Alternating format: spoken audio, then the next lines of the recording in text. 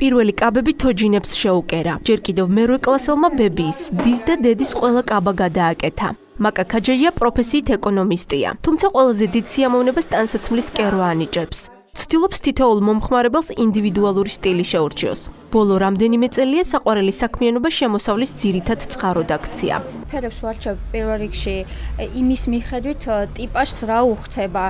შემდეგ განვიხილავთ მოდას უკვე, იმიტომ რომ მოდა შეიძლება იყოს ყვითელი ფერი, მაგრამ საერთოდ არ აისახებოდეს ეს ტიპაჟზე.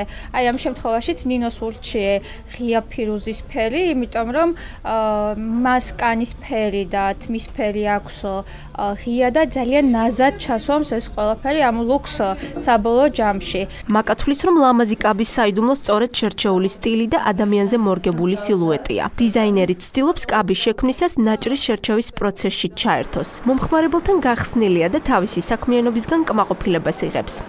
ხშირად ყოფილა სიტუაცია, რომ აი კლიენტი აღთოვანებული იყო, რომ წაუღია კაბა, მაგრამ მე ბოლომდე არ ყოფილვარ კაბით კმაყოფილი, იმიტომ რომ იგივე ტექნიკურმა შესაძლებლობებმა, იგივე სხვა რაღაცებმა შემიშალა ხელი, რომ ის ყოფილიყო იდეალური.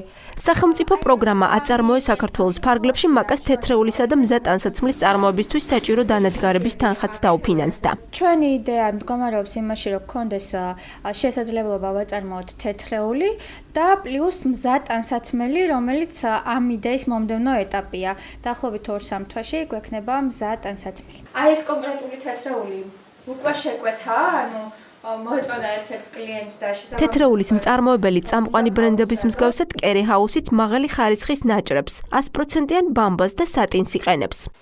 რეალურად ეს მეთოდი, რომელსაც ჩვენ ვიყენებთ, არის ბებიების მეთოდი და ეს არის იდეალური გამომდინარე იქიდან, რომ მდგრადია გარეცხვის მიმართაც, სხვა ძალდატანებების მიმართაც და ისედაც ვიზუალურადაც ლამაზია თეთრეული. მაკასთვის კერვა მხოლოდ შემოსავლის წყარო არაა. როგორც თავად ამბობს, ამისგან დიდ სიამოვნებას იღებს. მომავალში კი სერიოზული გეგმები აქვს. სურს საკუთარი ბრენდის ტანისამოსის სერიული წარმოება შექმნას.